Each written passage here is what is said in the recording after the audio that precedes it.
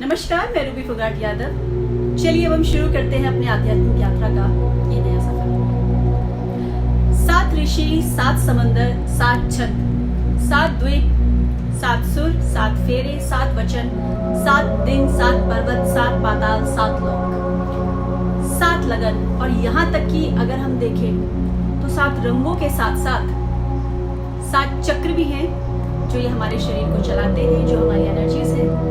और इससे भी बड़ी बात जिसकी अहम जानकारी देने के लिए आज मैं आप लोगों के समक्ष यहाँ पर उपस्थित हूँ, वो है हमारे 7 शरीर। जी हाँ, बिल्कुल ठीक सुना है आपने, 7 शरीर। और मेरी जो ये जानकारी आज आपके लिए है, इसका आधार है मेरा स्वयं का ज्ञान जो मैंने वेदों से प्राप्त किया है और मेरा स्वयं का अनुभव जो मैंने अभ्यास करके प्राप्त किया है। इसी के आधार पे मैं आज आपको हमारे 7 शरीर के बारे में जानकारी देने जा रही हूँ।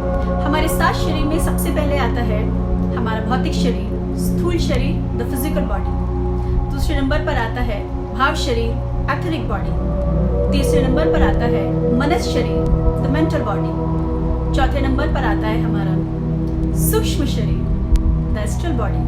पांचवें नंबर पर आता है आत्मिक शरीर, स्पिरिचुअल बॉडी। छठे नंबर पर आता है ब्रह्म शरीर, कॉस्मिक बॉडी। 7वें नंबर पर आता है निर्वाण शरीर, the nirvana body, the body of enlightenment. आत्मा को आत्मा से परमात्मा बनाने का जो हमारा शरीर है वो सबसे अंतिम शरीर निर्वाणा शरीर है। प्राचीन काल से ही 7 अंक का अपना ही बहुत महत्व रहा है। वेदों में ऋषियों ने हमारे प्रत्येक शरीर की जो उम्र हमारी निर्धारित की है वो 7 वर्ष है। उसी के हिसाब से जो हमारा भौतिक शरीर है, स्थूल शरीर है, द फिजिकल बॉडी जो सबसे पहला शरीर है, उसकी जो हमारी विकसित होने की सीमा है वो है 1 वर्ष से लेकर 7 वर्ष तक। क्योंकि इसमें हमारी 5 कर्म इंद्रियां, आंख, नाक, कान, जीभ और त्वचा, ये सभी विकसित होने लगती है। तो इसीलिए ही इसका हमारा जो समय रखा गया है वो 1 वर्ष से 7 वर्ष रखा गया है।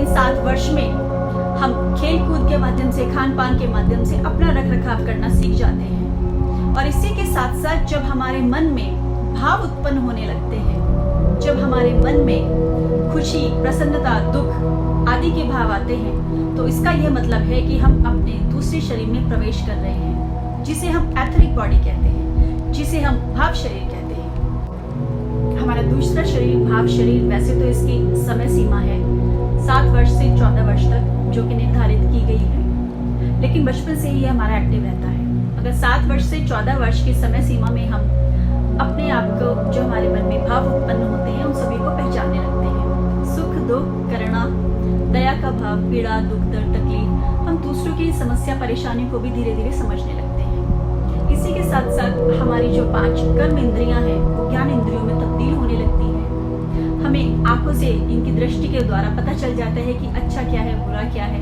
कानों से हम सुन सकते हैं, अच्छा सुने, बुरा सुने। जीभा से हम अपनी वाणी का इस्तेमाल करते हुए मीठा या कड़वा बोल सकते हैं।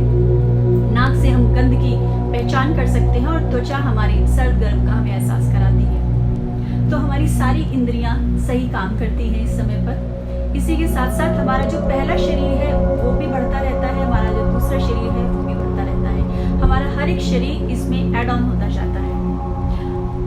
जब हम पुराने समय में देखते हैं तो जिस समय पर लोग अपने अंदर के विचारों पर कंट्रोल करते हैं, वही सही समय होता है जब प्रकृति हमारा परीक्षा लेती है। वही सही समय है जब प्रकृति हमें आजमाती है। तो इसमें हमें अपने भावों पर नियंत्रण रखते हुए अपने तीसरे शरीर की ओर प्रवेश करना चाहिए। हमारा तीसरा शरीर है मनस शरीर, जो सबसे बड़ा शरीर है।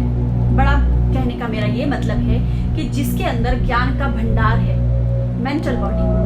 हमारा तीसरा शरीर मनस शरीर, द मेंटल बॉडी, 14 वर्षों से लेकर 21 वर्षों तक की उम्र सीमा इसकी निर्धारित की गई है। हमारे इस शरीर के अंदर हम अपनी सभी हमारी इच्छाओं को पूरा कर लेना चाहते हैं। हमारे जितने डिजायर्स हैं, एम्बिशंस हैं, हम अपने जीवन में जो भी लक्ष्य प्राप्त करना चाहते हैं, वो हम सभी इसी उम्र में सपने देखते हैं और उन्हें पूरा कर लेना चाहते हैं। ये हमारा वो शरीर है जिसमें अधिकतर लोग इस दुनिया के, मेजॉरिटी ऑफ द पीपल, वो पहुंच जाते हैं, ज्यादातर लोग पहुंच जाते हैं। और इस शरीर के हमारे जितने भी समय है वो पूरी जीवन ही हम लगा देते हैं कि हम उसमें ज्यादा से ज्यादा ज्ञान प्राप्त करें, ज्यादा से ज्यादा ज्ञान बांटें। इस शरीर के लोग बहुत शिक्षित होते हैं, बहुत ज़्यादा ज्ञानी होते हैं और वो पूरी दुनिया का खजाना समेट लेना चाहते हैं, ज्ञान का भंडार ले लेना चाहते हैं। इसमें जो अपनी चरम सीमा तक पहुंच जाता है वो कहीं ना कहीं टेलीपैथी करना सीख जाता है, हिप्नोटाइज करना सीख जाता है, ब्रह्मांड के रहस्य को जान लेता है। हमारा जो कॉन्शियस माइंड है, जिसे हम कहते हैं हमारे मन को कोई कंट्रोल नहीं कर पाता, लेकिन जो लोग वहां तक पहुंच जाते हैं वो लोग इसे कंट्रोल करना सीख जाते हैं। वो अपने सबकॉन्शियस माइंड से काम कराना सीख जाते हैं। अधिकतर लोग यहाँ तक पहुंच तो जाते हैं, लेकिन इससे आगे का जो सफर है बहुत कठिन है। ज्यादातर लोग अपनी पूरी उम्र अपने 3 शरीर के डेवलपमेंट में, इनको विकसित करने में ही लगा देते हैं। इसके आगे के शरीर के जो सफर है वो लोग तय ही नहीं कर पाते। लेकिन जो लोग बहुत ज्यादा ज्ञानी होते हैं, बहुत ज्यादा ज्ञान का भंडार अपने अंदर समेट लेते हैं और जो आगे तक पहुंचने की इच्छा शक्ति रखते हैं, जिनकी इच्छा शक्ति दिन ब दिन बढ़ती जाती है, कॉन्फिडेंस लेवल बढ़ता जाता है, वो लोग हमारे चौथे शरीर में प्रवेश कर जाते हैं। और वो चौथा शरीर है हमारा सूक्ष्म शरीर, क्योंकि हमारा मेंटल बॉडी, जो हमारा ये मनुष्य शरीर है, इसको आगे बढ़ने के लिए सूक्ष्म शरीर की जरूरत ही पड़ेगी। तो इसलिए हमारा एस्ट्रल बॉडी, चौथा शरीर, सूक्ष्म शरीर, इसमें बढ़ने के लिए बहुत कम लोग ही हैं दुनिया में जिन पर प्रकृति की कृपा होती है, जिन्हें कुदरत स्वयं चुनती है। क्योंकि इससे आगे का सफर हम तय नहीं करते, ये कुदरत हमें चुनती है, जो हमें आगे के सफर के लिए आगे बढ़ावा देती है, साथ लेकर चलती है। हमारे चौथे शरीर, सूक्ष्म शरीर, द एस्ट्रल बॉडी, जिसकी उम्र है 21 वर्षों से लेकर 28 वर्षों तक निर्धारित की गई है। इस शरीर में हम तब पहुंचते हैं जब हम पर ये प्रकृति, ये कुदरत बहुत ज्यादा मेहरबान होती है। क्योंकि हमारे जो पुनर्जन्म के कर्म है, हमारे जो इस जन्म के पुण्य कर्म है, नेक कर्म है, संचित कर्म है, उन्हीं के आधार पर प्रकृति हमें चुनती है। जो स्वयं का ज्ञान प्राप्त करने में सक्षम है, जो चाह रखता है कि हम अपना ज्ञान प्राप्त करें, अपने शरीर का ज्ञान प्राप्त करें, अपनी आत्मा का ज्ञान प्राप्त करें, उन्हीं लोगों को ये प्रकृति इस चौथे शरीर की तरफ लेकर जाती है। इस शरीर में जब हम प्रवेश करते हैं तो प्रवेश करने के बाद हमें विजन्स आने लगते हैं, इमेजिनेशंस आने लगते हैं, हम इमेजिन करने लगते हैं, हम अपने सपनों में देखने लगते हैं ऐसे ऐसे दृश्य जो हमने कभी जीवन में पहले नहीं देखे, लेकिन हम भविष्य की होने वाली घटनाओं को देखने लगते हैं। कभी कभी हम अजनबियों से मिलते हैं, लेकिन उनसे पहली बार मिलते ही हमें ऐसे लगने लगता है कि जैसे हम इन्हें पहले मिल चुके हैं। हमारे सामने ऐसी घटनाएं होती हैं जिन्हें देखकर हम ये समझते हैं कि ये तो हमने कहीं देखा है।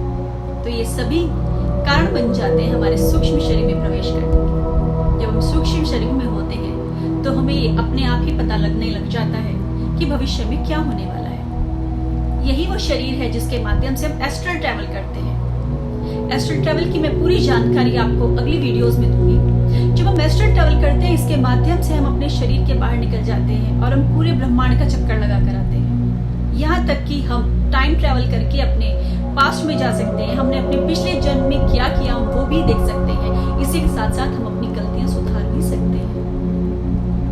हमें एस्ट्रल ट्रैवल के माध्यम से दूसरे ब्रह्मांड का भी पता चलता है। ये वो साइंस है, ये वो विज्ञान है, ये वो ज्ञान है जिस पर हम तभी विश्वास करते हैं जब हमें ये दिखने लग जाता है। तो मैं आप लोगों से यही कहना चाहती हूँ कि हमारी जितनी भी बॉडीज हैं, इनका अनुभव कीजिए, क्योंकि यहीं पर ही समाप्त नहीं होगा कि मैं आपको 7 बॉडीज के बारे में बताऊंगी। मैं आपको बिल्कुल आंतरिक यात्रा तक लेकर जाऊंगी। इसी के साथ साथ जब आप कुदरत को मजबूर कर देते हैं कि आपको वो सुपर पावर्स दें, तब आप पहुंचते हैं 5वें शरीर में, जिसे कहते हैं आत्मिक शरीर, स्पिरिचुअल बॉडी। हमारा 5वां शरीर आत्मिक शरीर, द स्पिरिचुअल बॉडी, जिसकी निर्धारित उम्र है 28 से 35 वर्ष। इस शरीर में हम अपनी बातों के, अपनी वाणी के इतने धनी हो जाते हैं कि हम जो भी लोगों को कहते हैं वो उनके दिल में उतर जाता है। और इसमें हम टाइम ट्रैवल के माध्यम से भविष्य में स्वयं जाकर देख सकते हैं भविष्य में होने वाली घटनाओं को। और हम साथ ही साथ जन कल्याण के कार्य भी करते हैं। लोगों को पहले ही हम बता देते हैं कि भविष्य में क्या होने वाला है, आप सतर्क रहें। जब हमारा मन बहुत ज्यादा अध्यात्म की तरफ बढ़ता जाता है, हमारी आत्मा हमें बहुत ज्यादा अध्यात्म की तरफ खींचती जाती है, तब हम प्रकृति के नियमों का पालन करते हुए हम कुछ उन बंधनों से बहुत ऊपर निकल जाते हैं। जब हम ब्रह्म की तरफ पहुंचते हैं, और तब हमारे शरीर का प्रवेश होता है हमारे छठे शरीर में, यानी ब्रह्म शरीर में, जिसमें बेशकीमती ताकतें हमारे पास आ जाती हैं। हमारा ब्रह्म शरीर, द कॉस्मिक बॉडी, जिसकी निर्धारित उम्र है 35 से 42 वर्ष तक। इसमें हम इतनी ऊपर पहुंच जाते हैं क्योंकि इसमें हम त्राटक बन जाते हैं। हम अपने तीसरे नेत्र को खोलने के लिए बहुत ज्यादा अभ्यास करते हैं, हम बहुत ज्यादा साधना करते हैं, हम पूरी दुनिया को बंद आंखों से देखने लगते हैं। ये सारे अभ्यास मैं आपको अपनी वीडियो के माध्यम से और ज्यादा बताऊंगी। हम इतनी ऊपर अपनी आंतरिक यात्रा में पहुंच जाते हैं कि हम अपनी सारी एनर्जीज को इकट्ठा करके दिन रात साधना में लग जाते हैं, और हम जितनी भी ब्रह्मांड में ऊर्जा है, हम ये ऊर्जा अपने ऊपर प्रवाहित करवाते करवाते हम लोगों में इस तरह से रहते हैं कि जब हम चाहें किसी के साथ कुछ बुरा हो रहा है उसको अच्छाई में बदल सकते हैं। इतनी ज्यादा ताकत हमें कुदरत बख्श देती है, सुपर पावर हमें दे देती है। और जब हम इसमें इतने ज्यादा अंदर तक पहुंच जाते हैं तब हम प्रवेश करते हैं अपने अंतिम शरीर में, उस शरीर में जहां पर पहुंचने के बाद ये आत्मा परमात्मा का ही रूप बन जाती है। उसे कहते हैं निर्वाण शरीर, यानी कि निर्वाण शरीर, द निर्वाण body, the body of enlightenment. और वो एक ही समय में पूरे विश्व में गिनती के लोग होते हैं जिन्हें परमात्मा का रूप कहा जाता है, जो उस चरम सीमा तक पहुंच पाते हैं, अपने आखिरी शरीर तक पहुंच पाते हैं। कोई कोई होता है वो पूरी दुनिया में, जैसे स्वामी विवेकानंद, गौतम बुद्ध, जिन्हें परमात्मा का ही रूप कहा जाता है, जिन्होंने न जाने कितनी जिंदगियां बदली हैं, कितने लोगों को अच्छाई के रास्ते पर उन्होंने चलना सिखाया है। आज भी लोग मानते हैं, पूरा का पूरा एक धर्म हो गया है गौतम बुद्ध के नाम पर।